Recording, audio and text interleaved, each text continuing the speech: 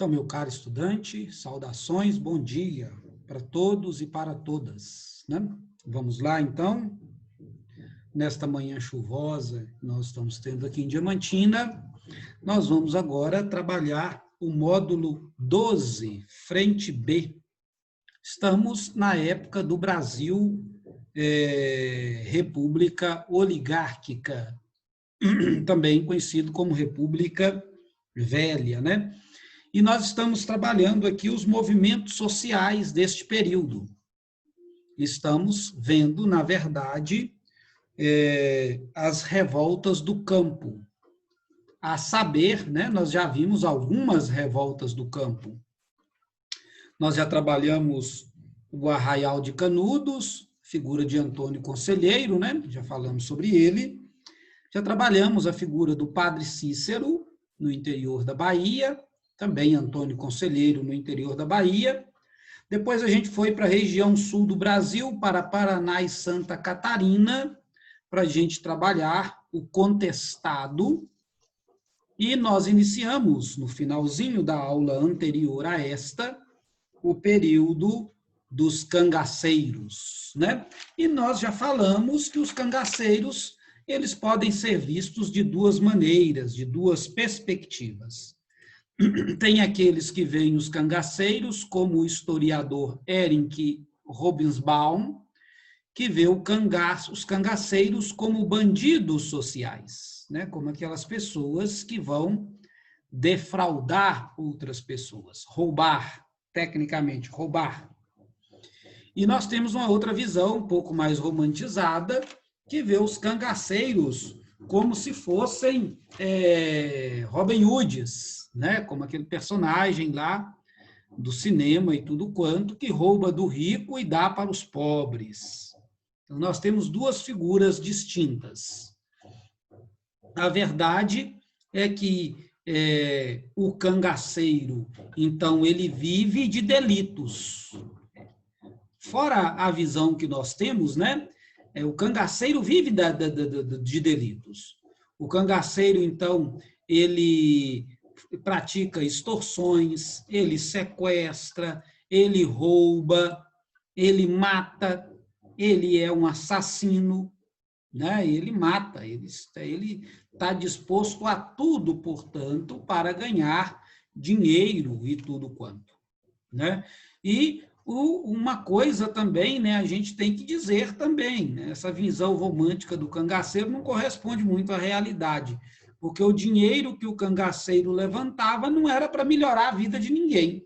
Ele gastava em farra, em festa, em cachaça, e tudo quanto. Inclusive, muitos cangaceiros estabeleciam alianças, pactos com vários coronéis da época.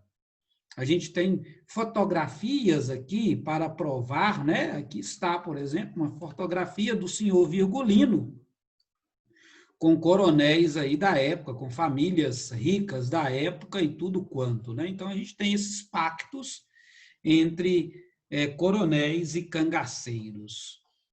Então, a gente, né, reforçam justamente, esta visão reforça que ele não é tanto um Robin Hood assim, ele não está tão interessado assim nas pessoas, no povo, mas de todo jeito, na arte popular nordestina, a figura do cangaço como um Robin Hood, ela é muito presente, ela faz parte da realidade, portanto, da vida das pessoas e dos personagens. Olhem aqui, por favor, este mapa que o senhor tem também no seu livro, na página número 86. Regiões do cangaço.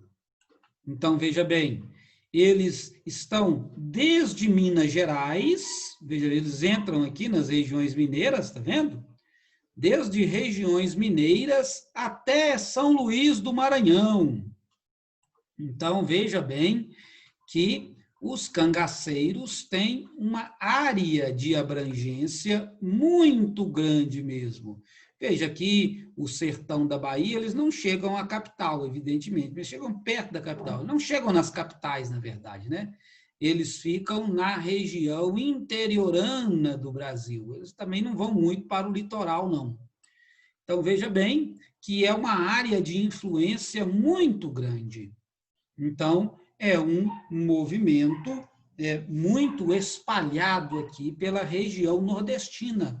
E é um movimento que coincide com uma região muito pobre, com uma região onde os brasileiros têm muitas dificuldades, né, para manter a vida e tudo quanto.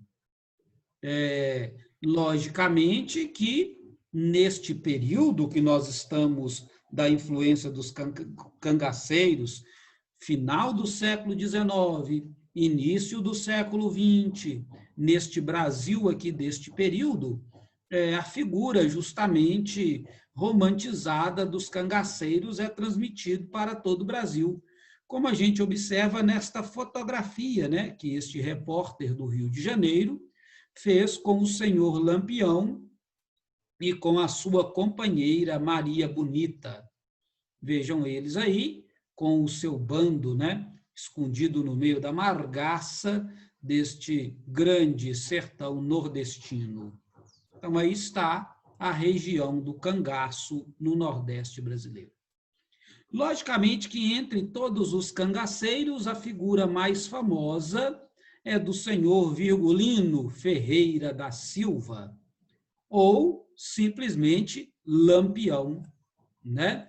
Lembrando que no auge do seu poder, Lampião chegou a contar com um bando de 300 homens armados.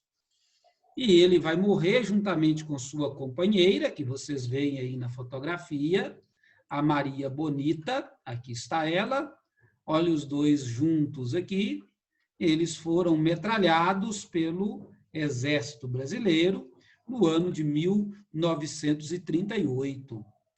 Então, a gente tem aqui, né, os cangaceiros dele, né, umas figuras muito pitorescas e que fazem parte do imaginário popular do Brasil no Nordeste, né? Você tem o Quina-Quina, o Cravo Roxo, o Zumbi, o Zé Sereno, o Mané Moreno, o Canário, que foi um cangaceiro muito mau e muito famoso. Ainda tinha um tal de Sexta-feira, né? Sexta-feira não está aqui, nesta fotografia que eu estou mostrando para vocês, mas tem um tal de Sexta-feira que era também um cangaceiro muito conhecido e muito famoso na época e no período. E esta fotografia aqui é muito interessante, muito particular, que é Lampião com o seu irmão, né? Ele tinha um irmão também que, como ele, vivia do cangaço. Então, aí está o personagem mais interessante, né? Então, como que uma pessoa... A pergunta aqui para nós, então, chegou aqui pelo chat, né? Como que uma pessoa fazia para se tornar um cangaceiro? Existe algum tipo, uma seleção entre as pessoas que tivessem interesse em participar? A seleção para o cangaço era um convite, né? Um convite de um líder, um convite. Geralmente, o cangaceiro que convidava as pessoas, num primeiro momento, a pessoa usava as armas mesmo que tinha. Muitas vezes a pessoa não tinha nem uma arma de fogo, tinha uma faca, né? Tinha uma peixeira, principalmente a peixeira é uma arma muito utilizada aqui na época. E depois o chefe do bando arranjava uma arma de fogo para eles, né? Então, é simplesmente um convite. Eles conheciam as pessoas e era muito fácil para os cangaceiros selecionarem pessoas, né, para participarem do seu bando. Porque justamente tinha muita gente em situação vulnerável. Então, a vulnerabilidade social sempre favorece, portanto, os bandidos. É do mesmo jeito de hoje, né? As milícias, as quadrilhas, né? Convite, ou a pessoa ela já começa a praticar pequenos delitos e tudo quanto. Então, a gente tem esta realidade presente, né, aqui no Brasil, da insegurança, da violência, e muita gente se sente impelido a ganhar dinheiro de modo fácil. Então, as pessoas viam o cangaceiro com uma roupa bacana.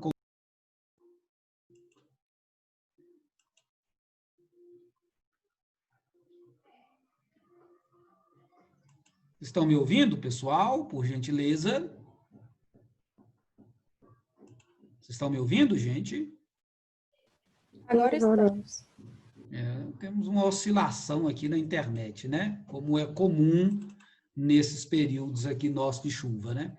Então é isso, Camille, né? Então você convidava a pessoa. E como a pessoa está em vulnerabilidade social, ela quer ganhar um dinheirinho fácil. Ela viu o cangaceiro com uma arma bacana. Ó, você vê como é que o cangaceiro é bonitão. Ó, olha aí, Lampião. Ó, a companheira de Lampião, gente. A companheira de Lampião chama Maria Bonita. Quem não quer uma mulher bonita dessa como companheira? Né? Qual homem do sertão que vai negar um negócio desse, né? Olha para você ver que a Sila, olha como é que Sila é bonitinha, né? A cangaceira Sila. Olha a cangaceira Adília. O bando tem homem e tem mulher, então eles formavam quase que uma família, eles têm até cachorro. Olha para você ver aqui. Maria Bonita em Lampião tem até cachorro. E olha a roupa, olha que roupa bonita que Maria Bonita está usando, né? Quando ela vai para quebrada, olha como é que ela vai aqui, toda bem vestida. Eles tinham animais, mulas, cavalos, né? Então, coisas que chamavam a atenção das pessoas. A ostentação, né? Dinheiro fácil. É isso que atrai as pessoas para o bandidismo social. Aqui está o fim do bando de Lampião. Inclusive, nós temos aqui alguns homens que participaram da caça do bando de Lampião, tá, gente? Então, o bando de Lampião aqui está. Então, eu sei que é uma fotografia macabra, mas é uma fotografia que faz parte da realidade brasileira. Então, era muito comum eles matarem o cangaceiro, né? E fazerem a fotografia com os cangaceiros, né? Tá vendo? Eles tiravam as fotografias. Então, era um movimento de bandidismo social mesmo. Aqui você tem a cabeça deles, eles foram todos decapitados e eles foram expostos em praça pública. Em praça pública, né? Então, aqui você tem essa fotografia número 1, digamos assim, do bando de Lampião, o que aconteceu com o bando de Lampião. Até as mulheres, né, foram também decapitadas e expostas. Tanto o senhor Virgulino, que aqui está ao centro, como todo o seu bando também, como vocês podem observar aqui na fotografia. E se não me falha a memória, nessa fotografia aqui, número 2, desses personagens aqui, né? Fotografia muito antiga. Se não me falha a memória, é com o senhor Sexta-feira, né? Que era um cangaceiro do bando de Lampião, muito conhecido também. Se não me falha a memória, eu acho que é o senhor Sexta-feira. Eles faziam até um artesanato nas armas, você pode observar aqui, né? Que este cangaceiro aqui na fotografia número 2 tem o mesmo artesanato da arma de Lampião.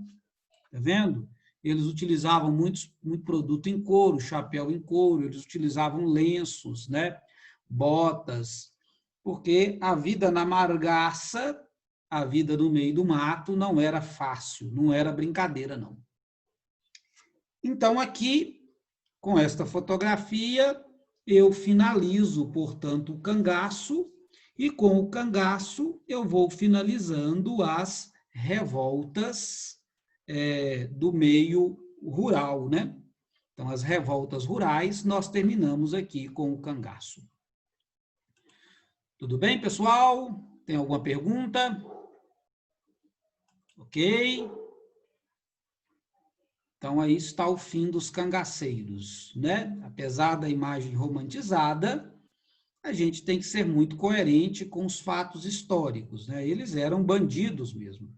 Inclusive, hoje tem o chamado novo cangaço, que gira aí pelo interior, praticando crime, assaltando bancos, né? Sequestrando, violentando no interior do Brasil. São os novos cangaceiros. Essa realidade ainda não desapareceu. E de vez em quando a gente tem os confrontos aí, né, entre a polícia e esses novos cangaceiros. Geralmente dá tragédia quando isso ocorre, tá?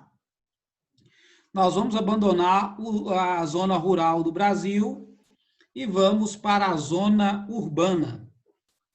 Vamos mais precisamente para a cidade que é a capital do Brasil, o Rio de Janeiro, como vocês podem observar nesta fotografia do início do século XX. Uma fotografia do Rio de Janeiro.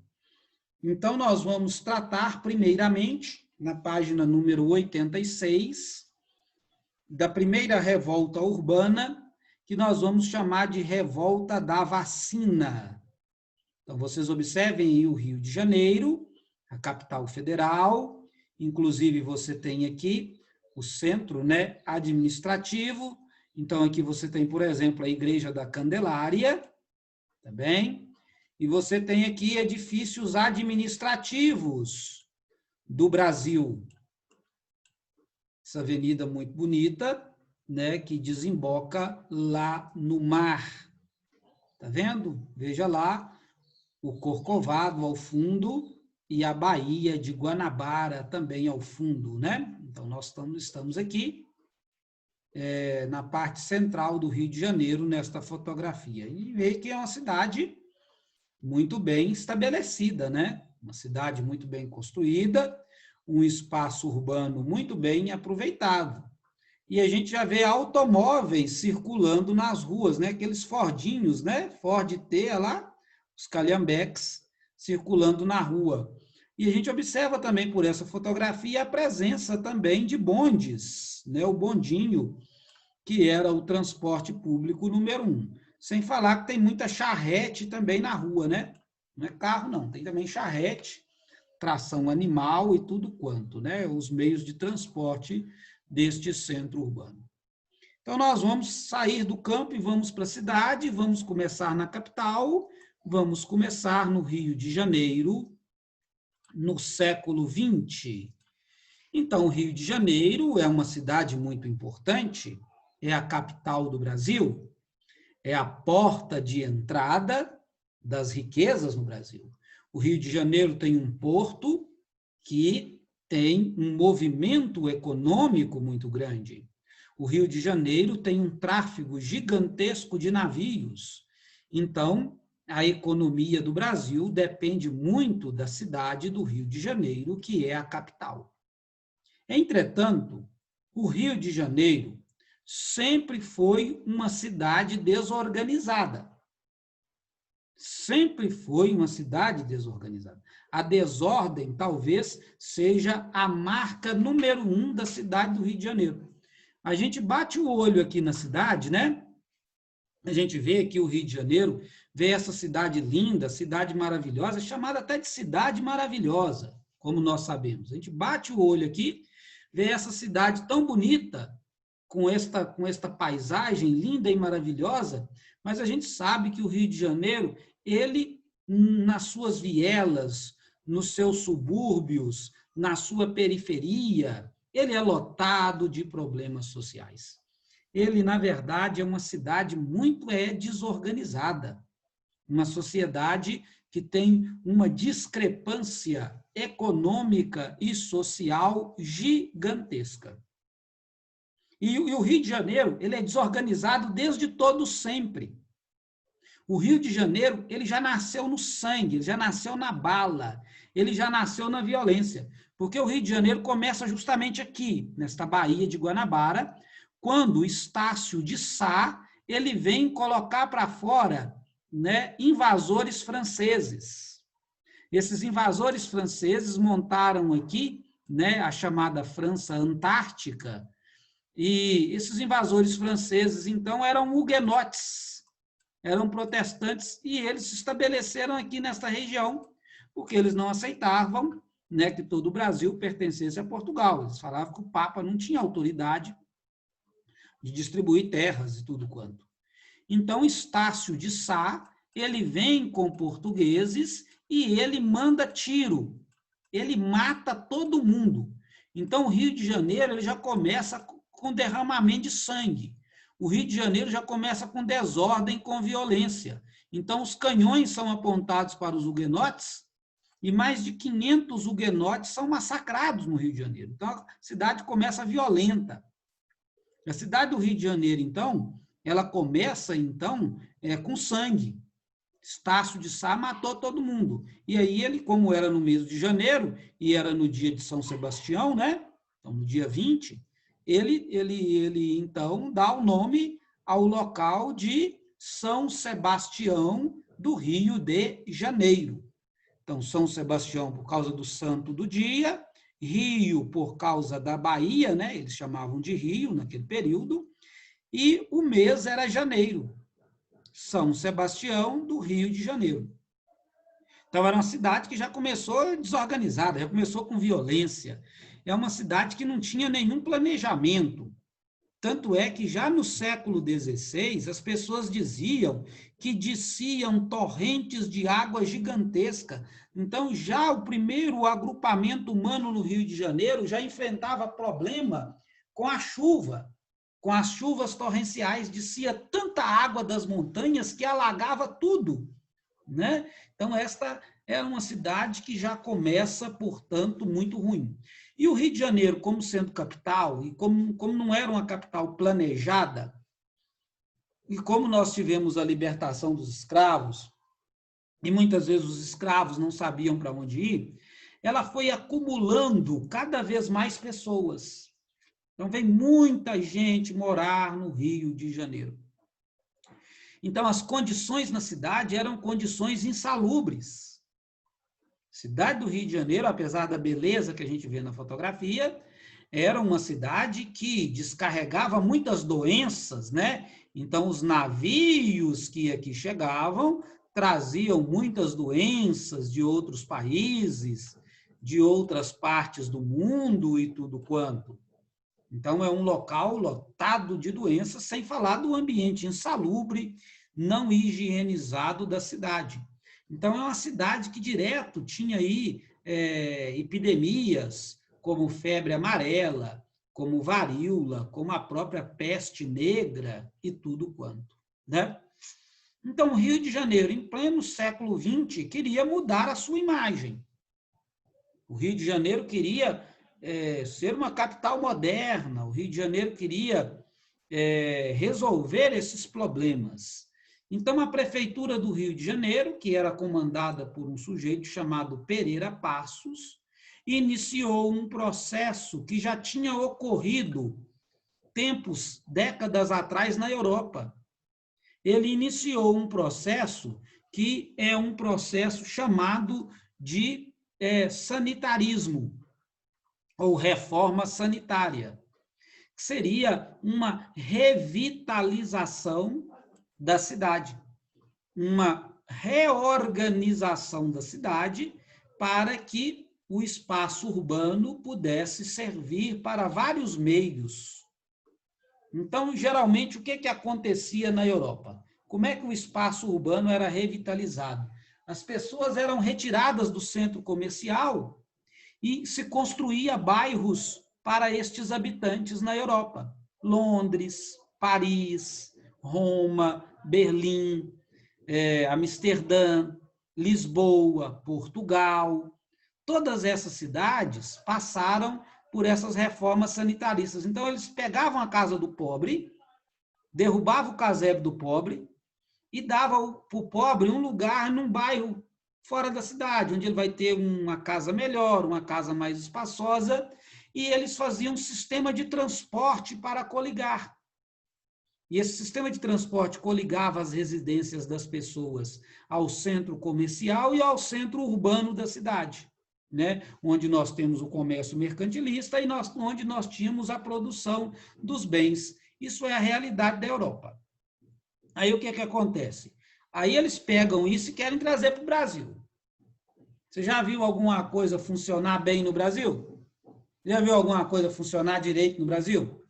Né? Então, no Brasil, a coisa é diferente. No Rio de Janeiro, o tambor toca diferente, o andar da lata da carruagem é diferente.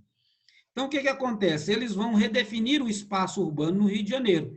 Eles vão pegar o pobre e tirar o pobre. Então, o cara tem uma casa aqui, né? Um casebre aqui. Eles derrubam esse casebre aqui.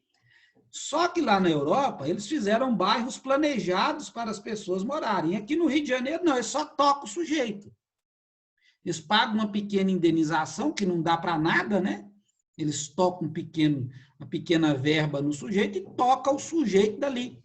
E o que acontece, então? As pessoas não podem mais morar nessa parte central. E no Rio de Janeiro, as pessoas, então, vão morar em cima do morro, em cima da favela. Teremos a construção das favelas. Então, as pessoas são tiradas aqui do centro comercial, as pessoas são colocadas para fora e as pessoas, então, vão para a favela.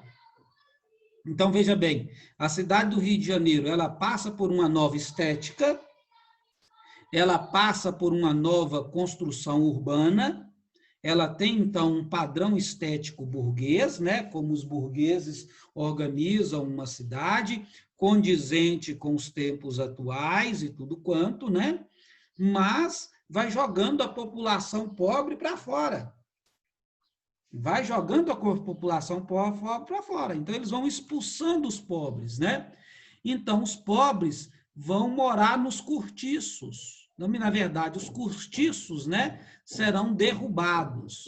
As ruas serão alargadas. Serão construídos novos prédios. E o pobre não tem como morar nesses novos prédios, como você pode ver aqui na fotografia. Então, veja bem, está subindo o prédio no lugar dos antigos casebres, dos antigos cortiços, mas o pobre tem que ir para a favela.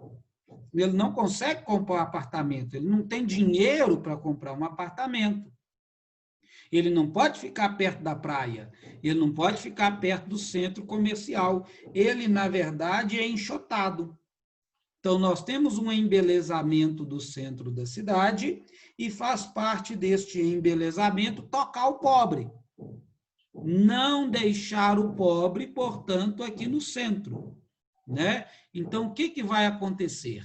Né? O Rio de Janeiro, então, ele é uma cidade que tem muita miséria, é uma cidade que tem muitos problemas sociais e econômicos, como é uma cidade que também tem muitos ricos.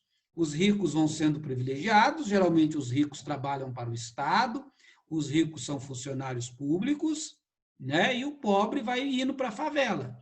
Então, não resta uma outra alternativa do que tocar as pessoas para a favela, como vocês podem observar nesta charge aqui do início do século XX de um jornal do Rio de Janeiro, né? As pessoas, então, são enxotadas e vão se de pendurar na favela, né? E tudo quanto. Quem vai realizar todo este processo é um sanitarista chamado Oswaldo Cruz. Essa charge aqui retrata Oswaldo Cruz, e aqui você tem a fotografia dele, o bigodão dele, né, esse bigodudo aí, e veja os seus amigos sanitaristas, que são responsáveis, então, por esta higienização do Rio de Janeiro, que eles são responsáveis por erradicar as doenças do Rio de Janeiro. Claro que quem vai expulsando as pessoas são os políticos, né? São os políticos que vai colocando as pessoas para fora, que vão colocando as pessoas para fora, e quem é responsável por este gabinete político é o senhor Rui Barbosa. Então, ele deseja combater a varíola, então ele deseja fazer a reforma sanitária do centro do Rio de Janeiro e tudo quanto. Então, meu caro estudante, né, o governo do Rio, então, ajuda os sanitaristas neste intento, os sanitaristas trabalham para o governo do Rio de Janeiro. E o que o governo do Rio de Janeiro vai fazer? O governo do Rio de Janeiro, também para prevenir a questão da varíola, o governo do Rio de Janeiro vai propor a vacinação da população. Então, o governo vai propor uma vacina. E o povo está muito machucado. E o povo foi colocado para fora da sua casa. E o povo está morando na favela. O povo está passando fome. A vacina, então, foi a gota d'água.